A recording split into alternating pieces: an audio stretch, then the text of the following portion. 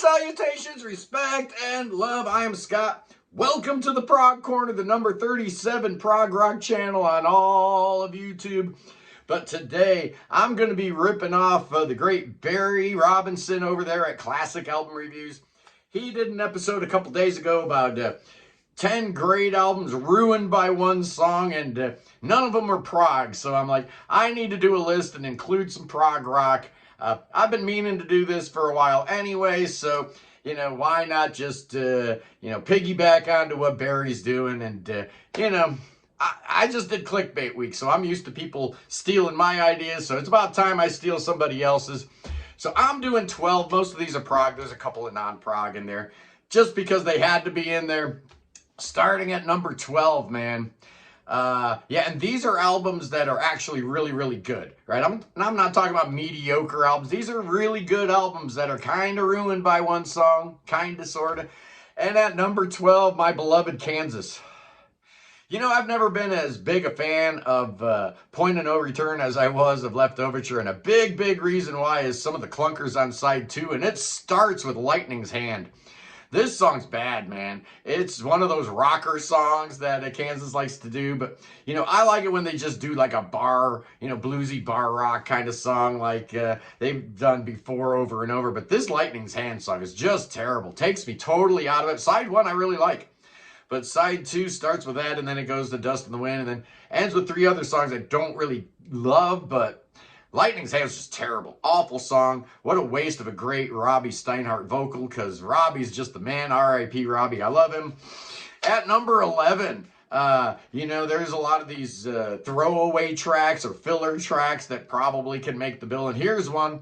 It's only like 2 minutes and 14 seconds long, so should it be on here? I don't know. I don't care. It's Radiohead's Fitter Happier off of OK Computer. I know it's just a little spoken word piece, and it kind of fits the whole mood of, this dystopian technology running the future and whatnot, but I don't like it. I think it's terrible. I hate the vocal inflection that they use on the computer voice. Just bad. Just a bad song on a great, great album. I mean, you go from Karma Police to Fitter Happier. It's like, come on, man. What happened? Obviously a skip. You skip right over that track every single time. Of course you do. At number 10, let's talk about Emerson, Lake and Palmer, and it's not Benny the Bouncer. All right, because I like that song. You guys are dead wrong if you don't like Benny the Bouncer. It's short, it's fun, it does its job. Ditto, Are You Ready, Eddie, or Jeremy Bender. I don't want to hear about those songs being included in anybody's lists. But I'm going with Tank off the first album. They were clearly short of material for that first album. They threw on a Greg Lake song that he wrote when he was 11 years old. And, here we go with Tank, which was credited to Carl Palmer, but it was just Keith being nice, wanted to keep Carl interested and involved and give him some royalties, so they threw him the songwriting credit. He didn't write it. It's a terrible song. It does kind of presage what they would do on their second album, Tank, right? Tarkus is like a armadillo tank, but the song's bad. It's not even really a song. Number 9, here's one of the non-prog entries. I had to do a couple of non-prog because, as I've said before, man can't live by prog alone. And at number 9, I'm going with Pearl Jam. And their third album, Vitalogy. If you're a Pearl Jam song, you know what song I'm talking about. It's that awful accordion-driven song called Bugs. Really bugs the living heck out of me because Vitalogy is easily the band's best album. I liked 10. I thought it was okay. Just didn't seem like it had enough memorable stuff because I was really into Nirvana and Soundgarden at the time. And I was really looking forward to Pearl Jam, and maybe it's Eddie Vedder's voice. I don't know. The second album was better, but that third album, man, Vitalogy, is just fantastic. Except for the song Bugs. It's just ridiculous. It's stupid. It's silly. Shouldn't have been on there. Vitalogy's still their best album, though. At number 8... we're going to talk about Genesis here, and a lot of people want to put the onus on Who Done It, but come on, man.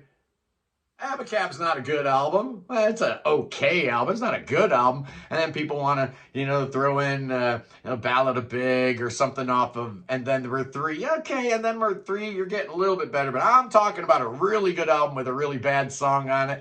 And I'm going all the way back to 1971 and Nursery Crime and Harlequin just never did it for me, man. I know it's an old Anthony Phillips song that they kind of were reworking with Steve in the band now. It's kind of cute hearing Pete and Phil singing together. You know, they're singing at the same time. It's almost like a duet, but it just doesn't work. It's wonky, it's weird, and it takes me totally out of the mood of the album. I don't like it. Yeah, it should have been relegated to non-LP status, like, you know, some of their other Happy the Man and Twilight Alehouse and whatnot. Those are better songs. Harlequin's terrible. At number 7, here's another song from a band that I absolutely adore. An album I really, really like, but there's one song on there that just doesn't belong. And I'm talking about Rush and Caress of Steel. And I think I'm Going Bald does not belong on this album at all in any way, shape, or form. I kind of don't hate it. It's certainly the worst song on the album by far. But it's, you know, it's okay. You know, I could have gone with some other Rush songs, but, you know, Vapor Trails isn't a great album, so we can't really talk about Dog Years. So Caress of Steel is actually an amazing album, and I think I'm Going Bald just kind of takes me out of the whole atmosphere and the whole mood of the record, whatever.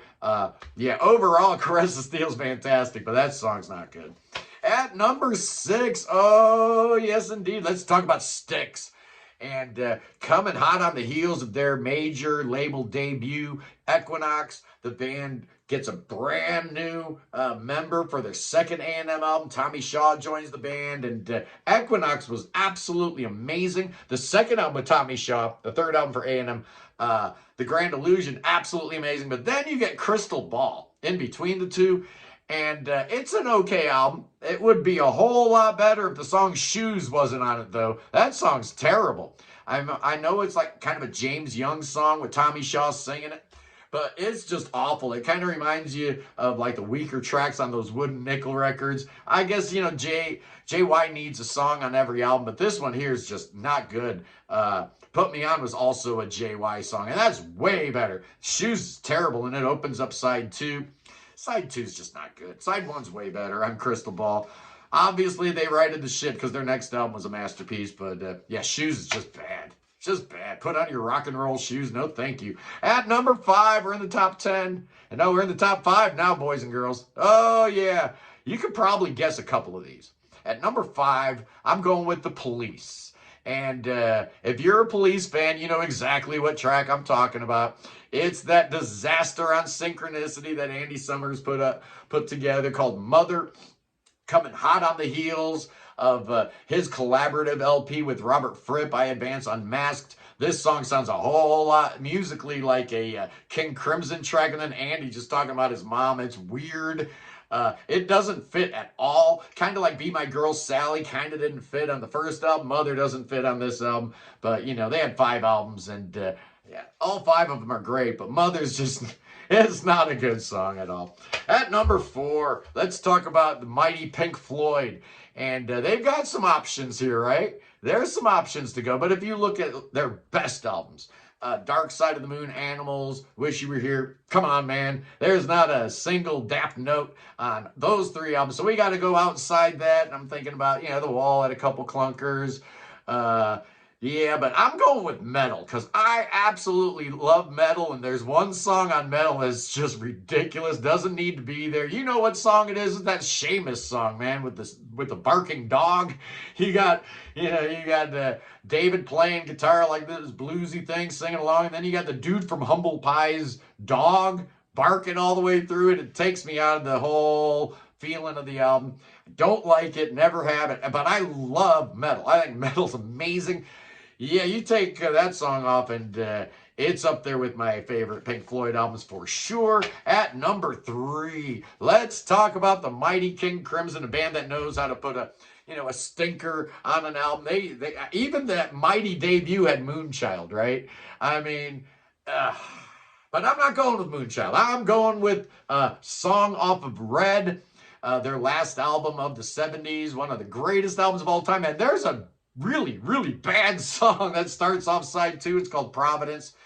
I know you King Crimson fans love the improv version of King Crimson. That's great. That's fine. But I don't want that junk on albums, right? I don't care for it. I didn't like Starless off, what was that? Starless and Bible Black. I didn't like Providence. Moonchild's no good. But Providence is just the worst. There's nothing here, right? There's very little. The only thing that makes me keep listening to it is knowing that if you get to the end of Providence, Starless is going to start up. That's it. That's the only reason to listen to that crappy song. At number 2, my favorite band of all time. Oh, there are a lot of different ways to go here. Lots of different ways to go here. Tormada was looking nice and juicy for me with the, Circus of Heaven. But I am going with a better album. I'm going with Drama and Man in a White Car. I know it's another short little throwaway track, but come on, man. Did that need to be on the album? It really didn't. It would have been a much better album with anything but that on there. I know some people probably would put 5% for Nothing on there. They'd be dead wrong because that song's amazing. Starting off side 2 of Fragile, but Man in a White Car, man, what a bad song. We knew we'd get some Buggles influence, and yes, but that's just a bridge too far. No, thank you. And finally, great albums ruined by one bad song, and I've got the winner right here, man. It's the Mighty Beatles, and their album Rubber Soul closes with a track called Run for Your Life. Now, this song is so bad. First of all, it's the worst song John Lennon probably ever wrote. Second of all, somebody in the Beatles camp must have really, really liked this thing, because if you look at the running orders of Rubber Soul, the UK version and the North American version, completely different, man. Completely different. Drive My Car didn't even make the US version, but Run for Your Life did? Are you serious? Yeah, the people in Beatles land loved this song so much that not only did it make the running list on both versions, it closes out the album in both versions. Just a terrible song, a misogynist tale of some dude that gets cheated on by his chick, and John Lennon wants to kill her. Come on, John. You're better than that. Run for your life, little girl. What? She cheated on you, bro. Just break up with her. You don't have to catch her. You don't have to run after her, catch her, and kill her. Come on, dude. You're better than that. Anyway, boys and girls, this week we're going to be exploring the brand new album from Stereolab. Are they prog? Of course they're prog. I said so. They're totally prog. Back after a 15-year hiatus. I love them. And then we'll probably continue in keeping with Stereolab. We'll keep going with my vinyl collection, and we'll explore the S's this week. So that's going to be a lot of fun. Anyway, boys and girls, I love you. Peace in the Middle East. Free Tibet. Free the Ukraine. Free your mind. Free beer, of course. Free Willie, well, maybe not. This is a family show. And God save the king. Oh, that cotton-picking king could use some saving right now. Bring him to America. Oh, yeah. We got spells and incantations. We got prayers. Oh, our prayer warriors are working 24/7. Hey, that king, he had the cancer. Is he okay? I don't know if he's okay or not, but we better call Billy Bob. Hey, Billy Bob. Bust out them snakes. Oh, yeah, here we go. We're going to dance with rattlesnakes today and every day. Oh, yeah, in honor of bad songs on great albums. Oh, these rattlesnakes want to bite those bad songs. Man in a White Car. Come on, man. I'll see you tomorrow. Peace.